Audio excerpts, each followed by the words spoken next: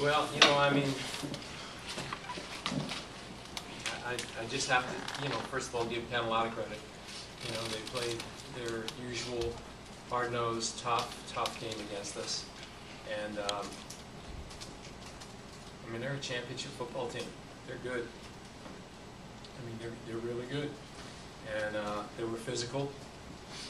We took some injuries early, which, we went into the game a little banged up. And then, without Caesar, it kind of affects your wildcat run, and he's our short yardage runner as well. So I think it hurt a little bit. But our defense, I mean, really, we only gave up 10 points, and I think Penn can really run the ball. I mean, they make no bones about it, and they moved the ball some against us, and it was the perfect scenario to beat us. Take time off the clock, shorten the game. We had some guys in the offensive line banged up, so we didn't give Chris Whitney a lot of protection. He was on the run a lot. And so when there's no rhythm on offense, and your defense is hanging on for dear life and doing a pretty good job, didn't really give up any really big plays. It comes down to a play here and a play there. And Jimmy Pitts, made the play of the game and made a big play. And on a day like this, when you run into a team that's playing great, and maybe you're not playing so good, you need to have some big plays. I thought Aaron Ball gave us a big play, and then, gee, they came back and did a great job of hitting the ball out, and instead of putting the ball on the 10-yard line with a chance to get in and get a score, it pretty much ends up almost like being a punt. So we let a good team hang around too long, and when you do that, you're in harm's way. So we needed a big play. Norm gave us a big play. They blitzed us, and he had one-on-one coverage. Whitney threw the ball perfectly, but he had to sidestep a couple of guys, step up in the pocket, and find Norman. So it wasn't like it was clean. It was a rock'em sock'em, very rugged, tough, hard-nosed football game. Andy, what is the status of Matt and Anthony Johnson? Anthony right now, his knee doesn't look as bad as we first suspected it. It's probably going to be a 4 or 5 week sprained knee. We'll get an MRI on Monday. Best assessment I can give you, which I just got right now. Matt has a sprained ankle, and with a sprained ankle, you just never know until the following week. I would say you wouldn't practice all week, and we would have to decide whether we play him or not play him, or if he feels he can get in, because we have a bye week the week after. So we'll assess and see how bad it is. If we can get some play out of him, that we have merit.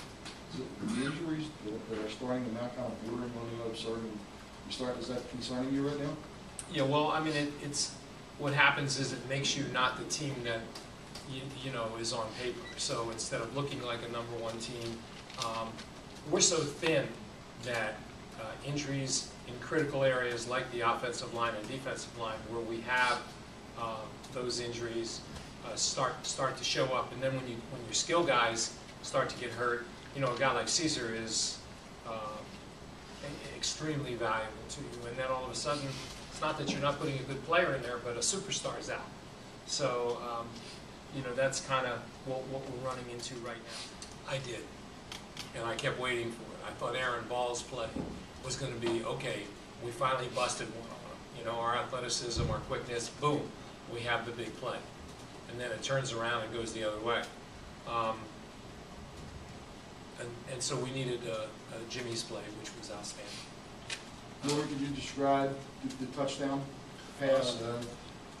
Yeah, like Coach Charlie said, we called him in the blitz, called him cover 0, and Coach Nuno showed up a good play, went through a nice ball to me. Did you know you were open right away? Did you make any kind of signal to Witt? Oh, nah, he just got was pressing me, but saw that I had leverage on him.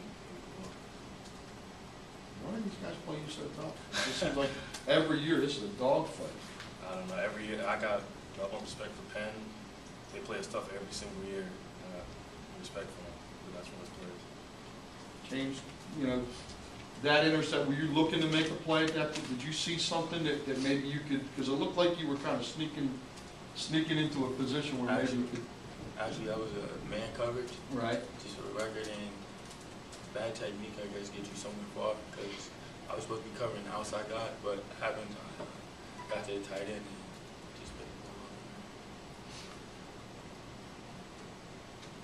Looked like you also tried to protect the ball. Did you have Aaron kind of in your mind and said, don't let anybody knock this out? No, I remember high school days. High tech, keep it moving. Gentlemen, you seem to have a good name, Dave.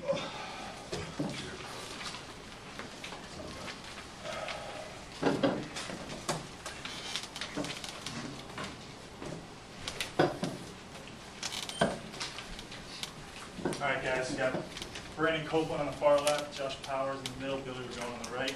Whenever you're ready. Al, when you were going down the field, on the drive right before Billy were going through the pick, did you think you had it in your sights? I thought we had a chance. I mean, this whole game, I thought we had a chance. You know, so I was telling our coaches, one of the problems in this game is you can't make a mistake. And your margin of error is basically nil, and we made some big mistakes. And they ended up costing not only field position, but it cost points.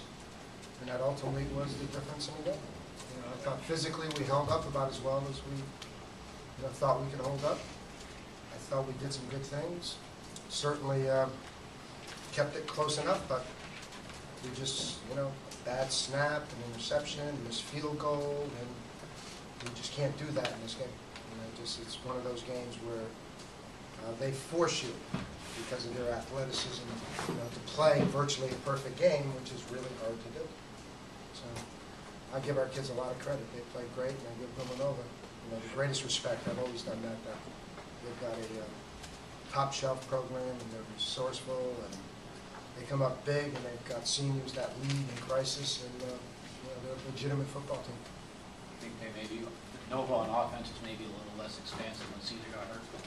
Yeah, I mean, obviously that played in our favor. It was a pretty physical game. We lost Marsh, they lost Caesar, and obviously he's so critical to that attack, and Lyle is critical to ours. So we kind of negated each other, but we weren't disappointed that he wasn't playing. Put it that way. So. Any sense of what happened to Lyle? Yeah, I think defense did a great job holding them out on that 2-point conversion. All we needed was a touchdown to win it, and just made a mistake, and they capitalized on it, and that was it. Did you underthrow it or not see? I'm going to give the credit to one of our DB coaches, Coach DuPont. We do a fumble drill just about every single week, where we're either punching or ripping it out. And when I knew I could catch up to him, and I just said, why not go for it? So I swung and hit the ball pretty clean. Josh, were you guys aware that Caesar was out of the game early, and did it change your defensive approach at all? We were aware of that.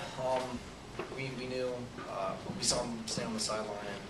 And, it really didn't change a whole lot of what they did. I mean, they still used Bavaro as the wildcat. I mean, that definitely didn't stop them from using that formation.